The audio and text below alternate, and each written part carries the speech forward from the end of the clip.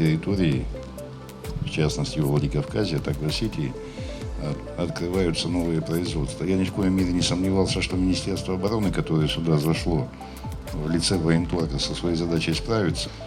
Самое главное одно.